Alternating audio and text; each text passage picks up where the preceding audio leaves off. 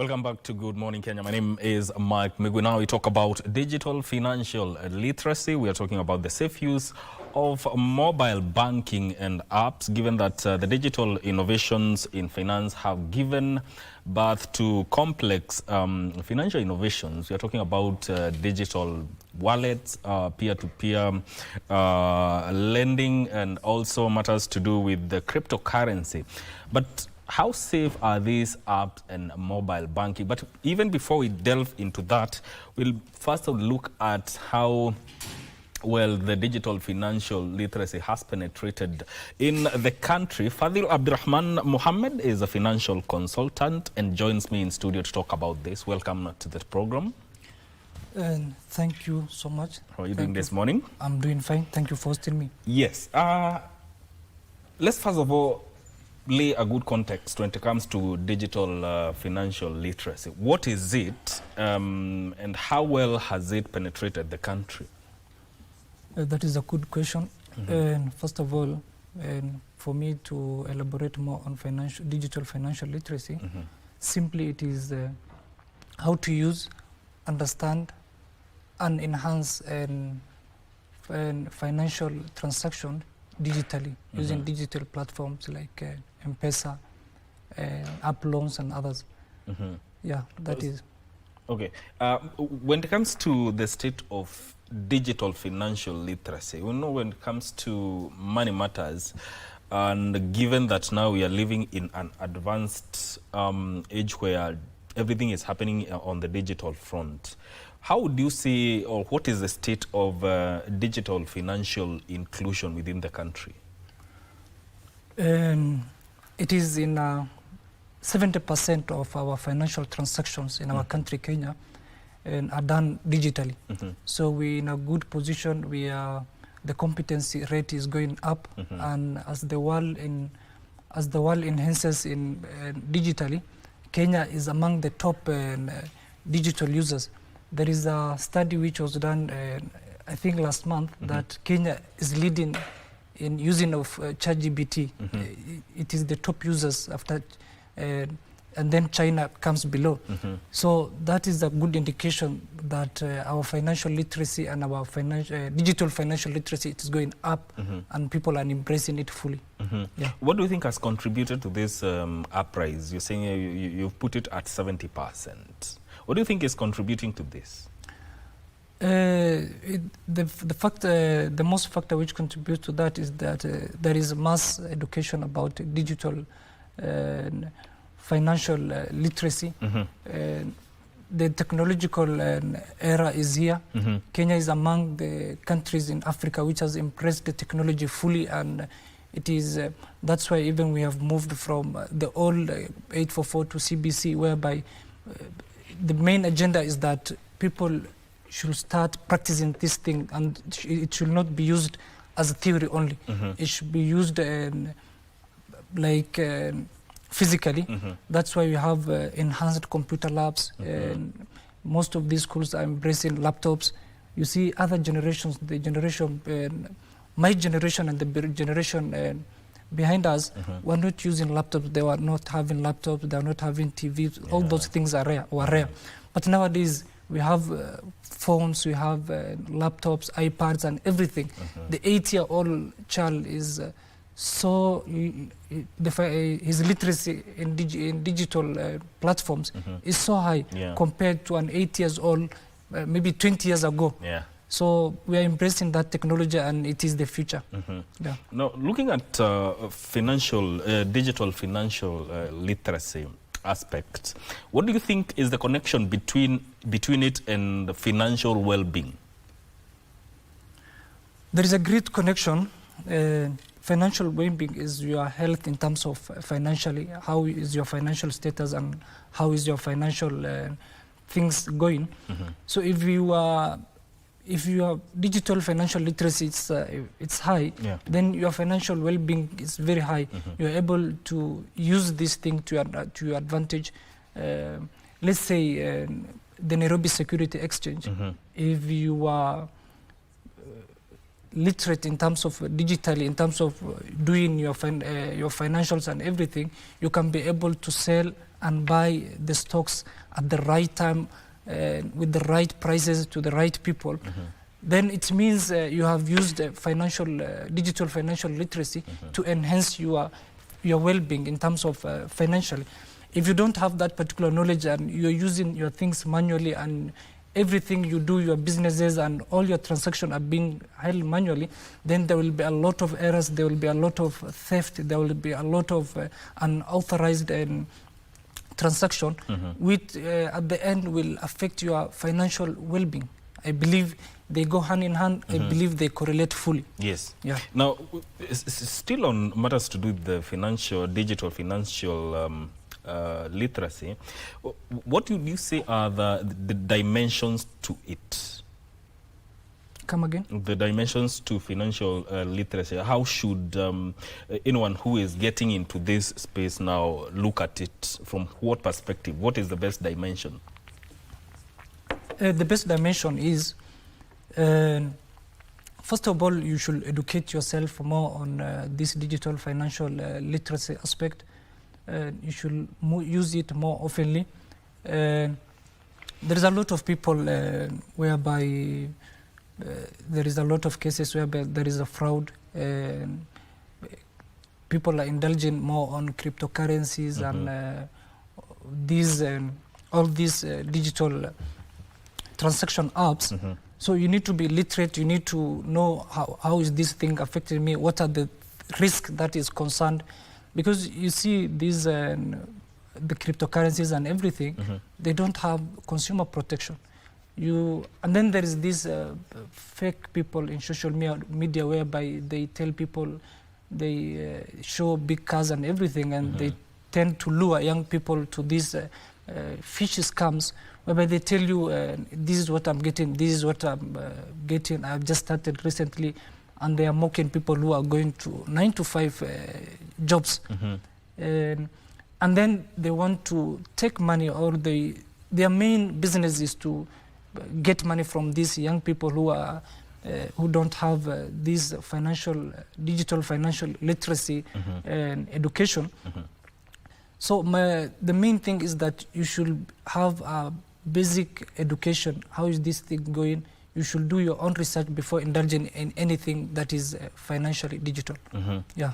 Does digital financial innovation enhance financial growth, especially when it comes to matters to transparency in how a person or a group of people who have come together use their money?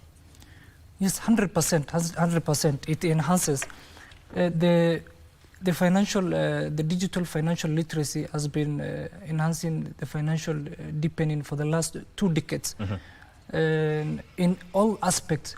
You see, let me take this example of Chamas and the SACCOs. Earlier on, it was being done manually. You will see the treasurer is missing with some funds and everything. But now, it has become digitally. You can be able to see your savings, you can be able to transact, you can be able to get reports, how is it being done, if it is invested, how is it invested, which is invested is that. There is a lot of transparency in it. Earlier on, there was a lot of, like 2 decades ago, there was a lot of problem. Things were not transparent, things were not open, and things were not discussed very well. But now every transaction, if now I want to know how much I have in my bank, which I rarely do, and because for my own reasons I don't really look at it, I can be able to know my balances, I can be able to send money to everyone I need to send money, rather than me going to bank, the brick and mortar branches, and doing my own transaction. I can use my phone and can be able to see, I can be able even to download the statements so that I can see my transaction, whatever I've said, whatever I've said, and whatever I've received, whatever I've done, everything. So there is a lot of transparency which has come with the digital financial. Yeah. Now, you've raised several issues of security when it comes to these online digital platforms that are being used in matters finance. But then again, if that be that as it may, why should there be an investment within the fintech industry so that we can enhance trust and security for these apps? Yeah, we are trying to enhance security and everything measures for these apps to prosper. But at the same time, at the same time, there is those people who their business is to maybe hack, and that is their main business. So we should invest in these fintechs and everything. But before investing, there is some basic education you need to have. You just don't invest in anything. You invest in anything after doing thorough research, after maybe liaising with these big companies to see their financial history, to see do they have a return policy, do they have a verified numbers, do they have a verified offices and locations, and if anything goes wrong, can I be able to reach them?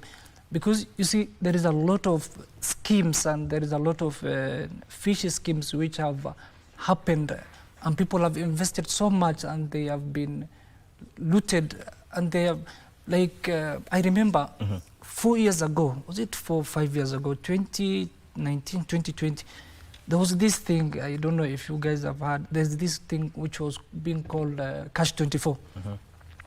Cash 24 is a platform whereby mostly it affected people of SLE, as far as I remember, because it has transmitted through the word of mouth. So whatever that app was, you will deposit some money, like 1,000 bob, and then they give you 2,000. And then you deposit 10,000, they give you 20,000. And then the word has spreaded for like a month, and people have invested fully, and there is a lot of people. And those people disappeared so easily. So as long as this thing has its pros, it also has its cons. So you need to use a financial literate or a financial consultant at any place you can get them before investing, so that we can enhance transparency and we can enhance business through digital financial. Let's look at the use of mobile banking and apps. Which is safer? Is it online banking or apps, or where is the difference? There is no much difference. There is no much difference. Both of them are digital financial platforms. But me, I normally refer the apps so that I can download the receipts. I can do my transaction. In my phone here, I normally bank with a bank. I've not went to the bank for the last 2 months because I'm using the app. I normally pay for my services. I withdraw that money to my M-Pesa and then use it. The last time I went to that bank was when I was renting somewhere, and someone told me, go and get a reference letter from the bank to show your financial well-being. That was the last time. But these apps have helped us a lot to ease traffic in the brick and mortar branches, whereby you don't need to go there to do this transaction. I think digital financial platforms, apps, and also the mobile banking and everything, I think they are game changer in this history, time now, and generation.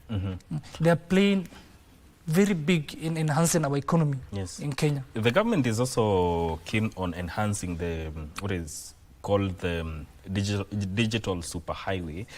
From your perspective, how do you see this impacting the digital financial literacy and penetration of the use of mobile banking and apps? Come again with your question. The government is very keen on enhancing the digital superhighway. And now you're talking about digital financial literacy. How do you see this digital superhighway influencing or impacting the aspect of digital financial literacy and the use of mobile banking and apps? The government of Kenya is trying a lot of means and ways to get the citizen being involved in all these financial literacy things. There is a partnership between the Central Bank of Kenya and the banks and the NGOs and these parastatals and everything to enhance people using their mobiles and their apps and platforms and everything to do business or to transact business with the government and everything. Let's say me now, I live in Syokimau. I came from Syokimau today in the morning. I have used my mobile banking. My ETC was low, and then I used 819 to deposit some money, and then it was easy for me to use the ETC to come here in time. So the government should also take this opportunity and embrace the digital financials and platforms to enhance its all services in every place. Even now, the housing agenda, which is being initiated by President Ruto, affordable housing, all this transaction, Bomayangu and everything is being done online, and it is being done through these digital platforms. I think the government now is using this technology and these digital platforms fully, and the people are getting to embrace it, and these manual things are decreasing so much. Yeah. You know, even as we talk about digital financial literacy, it's not a smooth sail. What would you say have been the major challenges that have faced digital financial literacy and its penetration within the country? That is a good question. First of all, it's the risk involved, the hackers and everything, and also people don't know these. They don't read, they don't understand, and they don't get maybe to read everything. Let's say, for an example, people just take loans from these big branches, Tala and everything, Okash and everything. They don't know the risk involved. They don't know that this particular money you are borrowing has some interest and penalties. So they take the money, they take the loan, they use it, and they delay paying it. So it attracts penalties, it attracts interest, and then whenever they are paying, that's hefty price whenever they are paying. So there's in this debt cycle whereby they are taking this loan, repaying this loan, taking this loan, repaying this loan. See, that is a factor affecting everything. And also, there is this risk whereby the hackers, you see, random people are calling you, oh, I'm from that particular bank, or I'm from that particular app, and I want to make sure everything is going on. Can you share with me your ID, your PIN? It happens to me daily. Me as a financial consultant, a financial literate person, what do you think about the Mama Mboga and the person in Mashinani whom has been asked that particular question? He will easily fall into that trap because he doesn't know who is who and who is not who. So that is the biggest challenge in embracing the digital financial aspect in our country. Having said that, as a financial consultant, how would you advise someone in terms of the key safety practices, especially when it comes to mobile banking? First of all, if I will divide the people, or I will take people into two different aspects. First of all, you're a beginner, and second, you're a person who is learned and knows these things. Let's say if you're a beginner, before you indulge in this thing, you go and seek maybe help from the customer and help desk of your bank, or maybe in any platform you are using. They show you how to do this thing. You write it manually, you try it several times, and then you set very strong passwords. You know, people, the millennials and the baby boomers, most of them use their passwords, like someone used their password as their date of birth. Someone is using 1989. People around you know you are sharing your date of birth on Instagram and Facebook, and everyone knows. So people guessing that particular thing is so easy. So you should use a strong password whereby let's say I'm called Fadi. I can use Fadi with caps. The F should be caps at 2038. Nobody will can be able to guess. That is the last thing someone can guess. But people using just normal, also the admission numbers and everything, just normal. I think that one can be hacked very easily. And also, don't share your personal information to any person who is calling you randomly to share information or is telling you. Just go to the branch. If there is anything, just go to the branch, sit with the relationship manager or your manager or any person at the help desk, and then they will help you accordingly, rather than you giving out your information, your personal information, to a person you have not known, and to a number you are not aware of. Yeah. How can people watch out for scams? Because those are very rampant. You get calls being told, I'm so and so from this bank, I need to verify your information. How can one verify that this is a scam? It is very much hard. You see, me as someone with a basic financial literacy, someone is calling you with a number quite similar to that of the bank. Some of them have the same numbers. They are being given by someone influential, the colleague. They will call you with the same number. And then the way they do their things, the way they craft their things, these people are so wizard in whatever they are doing. Even the voice they are using. So it is very, very, very much hard. They once tried to hack me, and I was about to give my credentials to them until they have asked me some questions which made me suspicious about them. So the thing is, I will urge everyone to go to the bank near you so that you verify this thing. Don't normally give your personal information to any other person.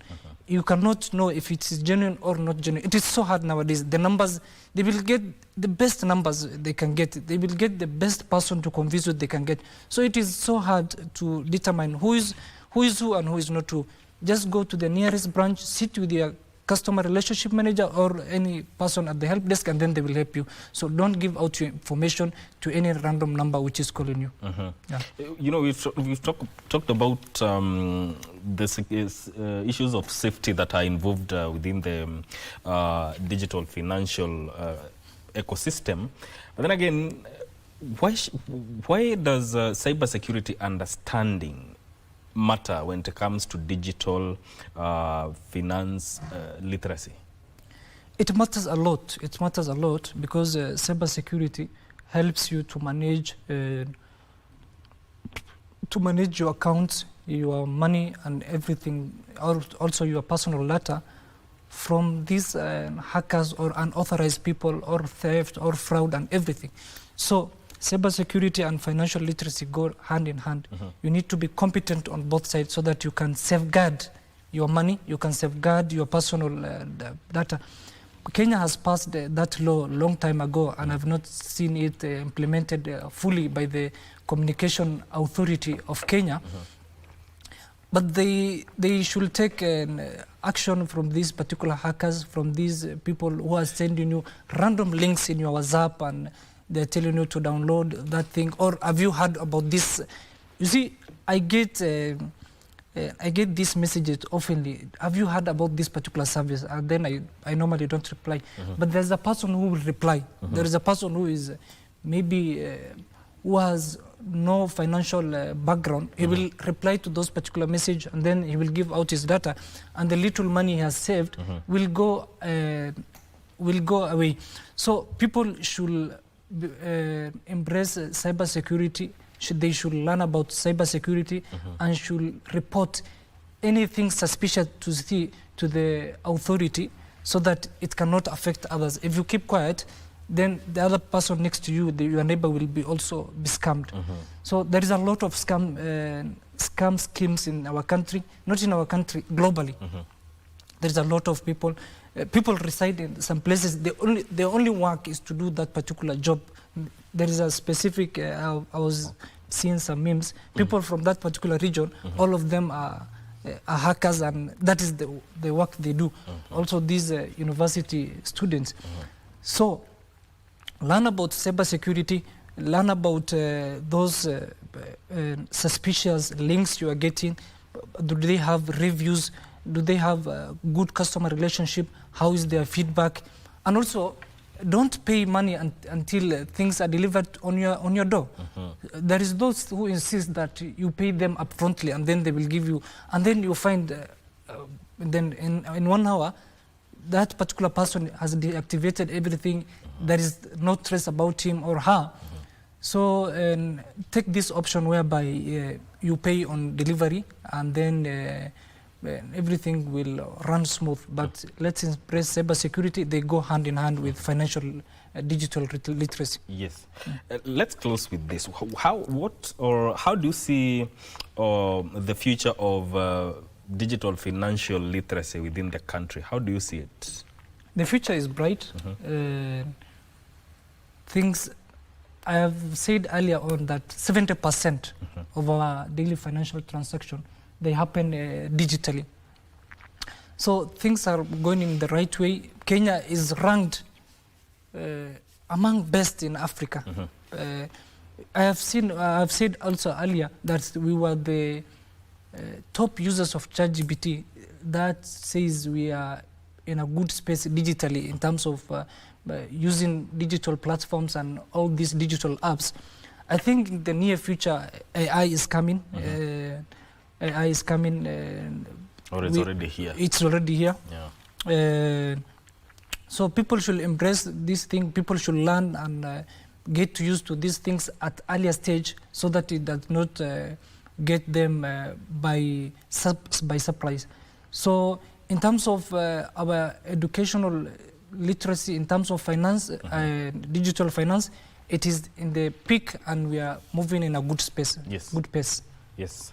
Thank you so much for gracing us here on Good Morning Kenya to talk about matters to do with digital financial literacy. Thank you so much for having me. That is Fadi Abdirahman Mohammed, who is a financial consultant, joining us here to talk about that particular conversation. This is where we end this segment. My name is Mike Migwi. Thank you for tuning in. Vivian Ndegwa is up next with Women at the Forefront. Stay with us.